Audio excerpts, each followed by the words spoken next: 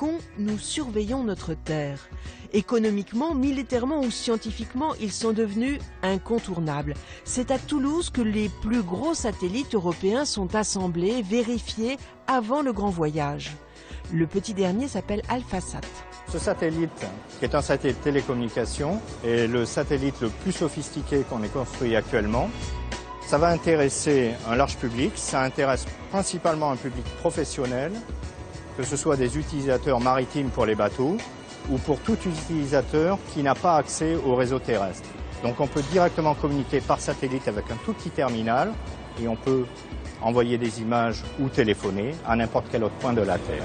Et pour celui-là, la couverture sera l'Europe, l'Afrique, le Moyen-Orient, ainsi que les océans qui sont autour.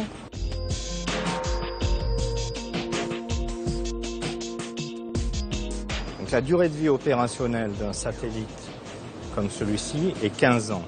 C'est-à-dire que pendant 15 ans, il doit fournir le même service avec toutes les fonctionnalités. Après, s'il est toujours fonctionnel, on peut continuer à l'utiliser.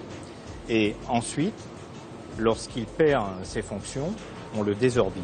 Il sera mis sur une orbite différente qu'on appelle orbite cimetière pour qu'il ne perturbe pas les constellations existantes.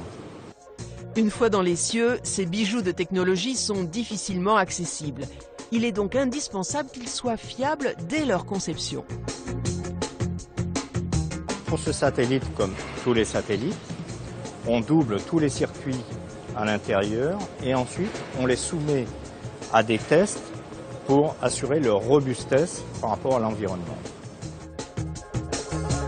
Alors cette salle sert à simuler l'émission venant de la Terre et réceptionnée par le satellite, et dans certains cas aussi, la réémission du satellite vers la Terre. En fin de compte, ce qu'on va simuler, c'est la distance qui existe entre la Terre et le satellite. Donc cette distance de 36 000 km de la Terre, ça permet comme ça d'avoir une mesure exacte et sûre de l'essai qu'on fait.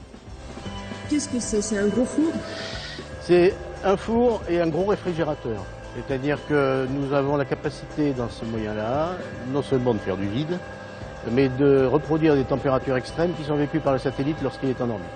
À savoir, moins 170 degrés au maximum et plus 100 degrés dans les températures chaudes. Alors le satellite, lorsqu'il est en essai, est bien sûr connecté avec un certain nombre de baies de contrôle et on vérifie d'une part les températures en tout point à l'intérieur et le bon fonctionnement des opérations. Quel est le prix d'un satellite? Le prix d'un satellite de télécommunication dépend de sa complexité et dans une fourchette de 150 à 300 millions d'euros. Le prix, c'est le prix juste du satellite ou le prix du satellite quand il est en haut prêt à fonctionner? Le prix que je donne, c'est du satellite. On a l'habitude de classer les satellites selon leur usage et selon leur orbite. Par exemple, un satellite d'observation de la Terre est placé en orbite basse, c'est-à-dire entre 400 et 800 km d'altitude. Un satellite de télécommunication comme AlphaSat va être envoyé grâce à une fusée comme Ariane 5 à 36 000 km de la Terre. Ainsi, il est en orbite haute et en orbite géostationnaire, c'est-à-dire que sa vitesse de déplacement est en accord avec la vitesse de rotation de la Terre. Et c'est pour cette raison que nos paraboles sur nos toitures, pour recevoir la télévision, eh bien, sont fixes car elles sont dirigées vers un de ces satellites géostationnaires. Et voilà, vous savez tout maintenant, vous pouvez passer votre bac scientifique. On va passer à la revue de presse avec Patrice Romden.